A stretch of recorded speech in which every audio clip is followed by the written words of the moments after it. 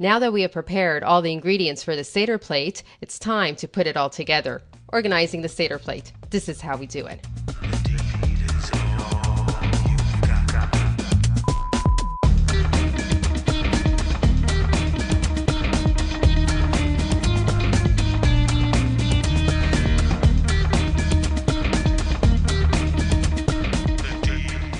Today we're going to discuss how to assemble the Seder plate.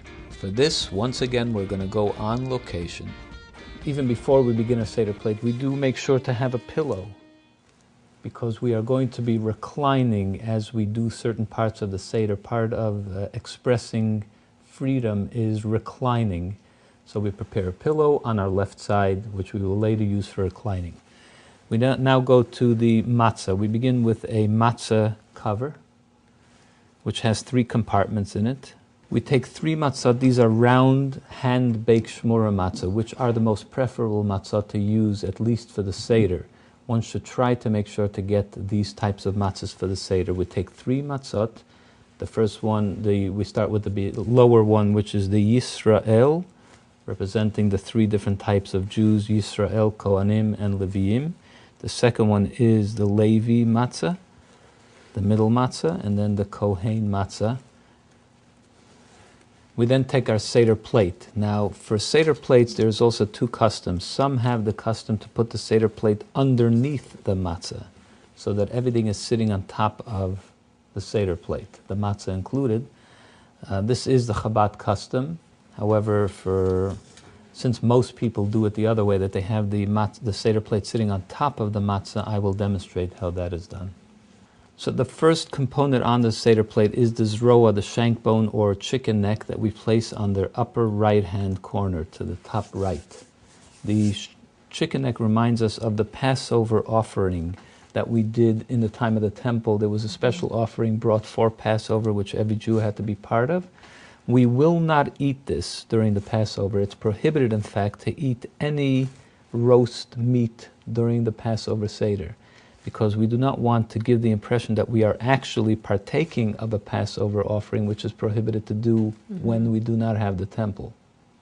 So we will put it on the plate to remind us of the offering, but we will not eat it during the Seder. So if you had a roasted chicken, you wouldn't eat the roasted chicken during the Seder? It's customary not to eat roast meat during the Seder. Okay. Only stewed meat or boiled meat or other types of preparation, but not roast. Okay. And earlier you were saying that you placed you were placing the roasted chicken first. Does it have to be placed first in a specific order? The proper order is that we begin with the roast shank bone or chicken neck and place it on the right, and then we will move our way down the Seder plate. The next component on the Seder plate is the egg, a boiled egg. We place it to the left, upper left. The reason for that is because there was another festival offering which was brought in the temple, in the time of the temple, which was also eaten during the Passover Seder. And so we put this to commemorate that second offering. We will be eating the egg at the end of the Seder, at the beginning of the meal. The next component on the Seder plate is the bitter herbs. We will place bitter herbs twice on the Seder plate, once in the middle on the top, once in the middle on the bottom.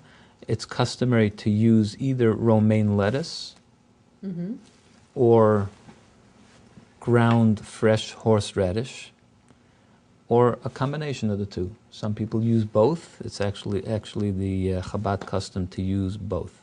Why do we place the maror, the bitter herbs, twice onto the Seder plate as opposed to once?